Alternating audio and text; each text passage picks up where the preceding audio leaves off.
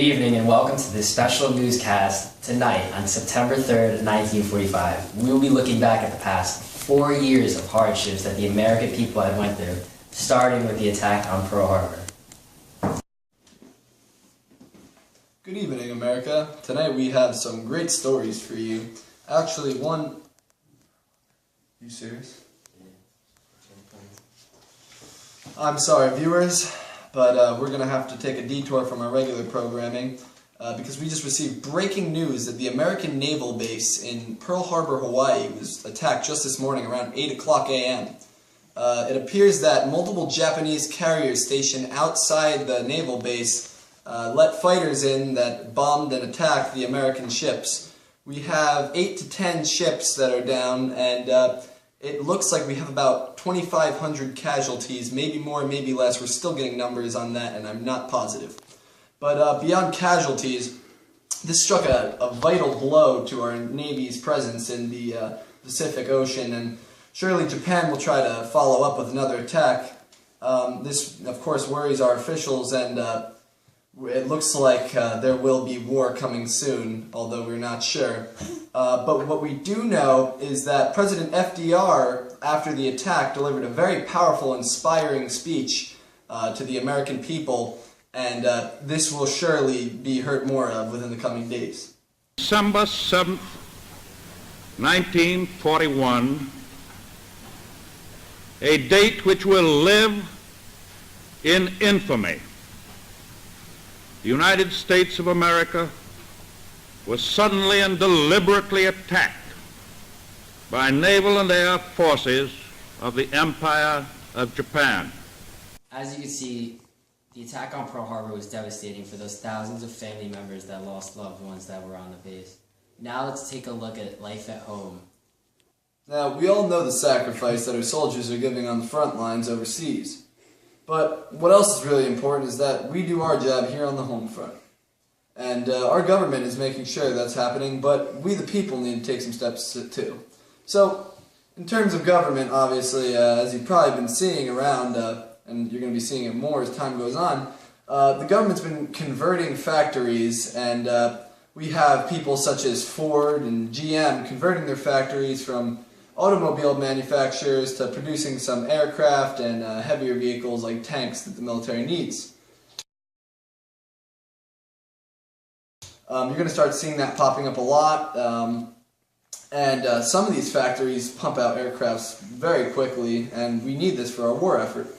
Actually, engineers estimate that we're going to have created almost about 300,000 aircraft by the end of the war, which is incredible, but our soldiers need that. In addition to factories, we need to make sure that we do our job by conserving our food.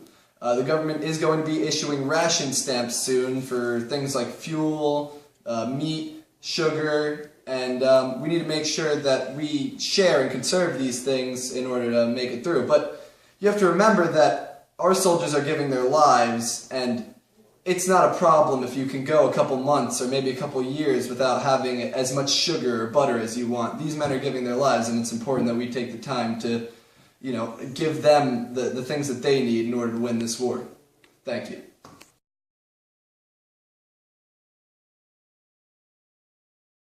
As you can see, the life at home for the Americans, between the factories and the rationing, it wasn't as good as people thought it was. It was just as sacrificing as fighting in the war.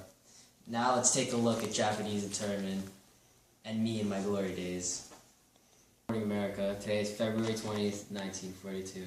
Yesterday, on February 19th, President FDR signed the Executive Order 9066. He signed this to relocate people of Japanese descent as revenge for Pearl Harbor, the attacks on Pearl Harbor. About 2/3 of the interns were Nisei, which means they were born in the United States, making them naturally born citizens. These men and women are being put into overcrowded camps, and this is taking place mostly in the western part of the country. These internment camps are now put into effect today.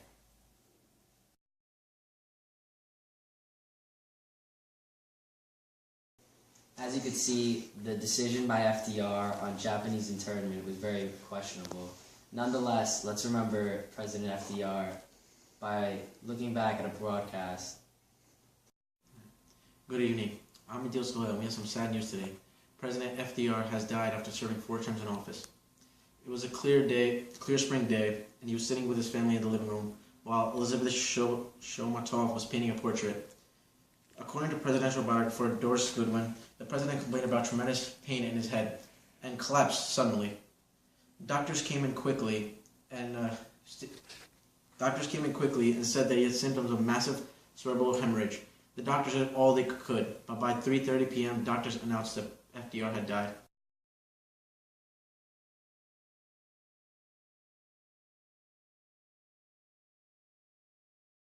We'll always remember our dear President Roosevelt. And now for an interview with a young man that we ran into on the streets. Here we ran into an average young man in the streets, and he agreed to an interview with us. What's your name and where are you from? Hi, I'm Hugh Johnson, and I am from New Jersey. How old are you? I am 21. How do you feel about the bombing on Hiroshima and Nagasaki? I don't know much about it, but as long as it ends the war, that's all that matters.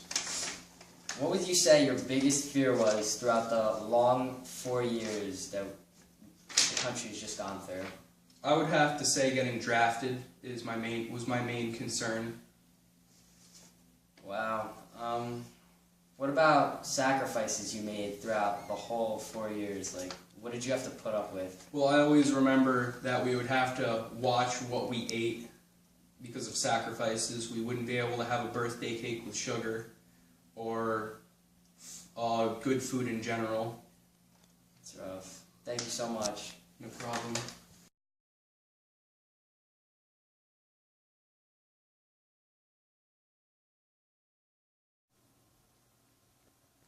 Good evening. Yesterday, June 6th, codenamed Operation Overlord began at promptly 6:30 a.m.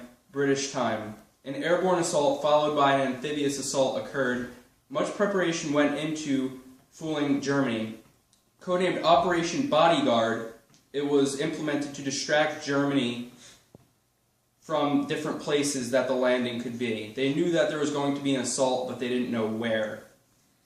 About 160,000 soldiers in all were used. A majority were Americans, 73,000. Following next by about 62,000 British soldiers, and lastly 21,000 Canadian soldiers. Normandy Beach is divided into Utah, Omaha, Gold, Juneau, and Sword Beach.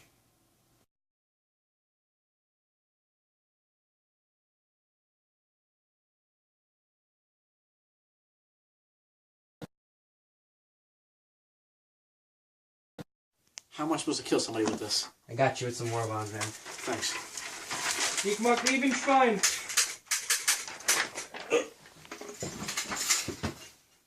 Make sure to buy war bonds.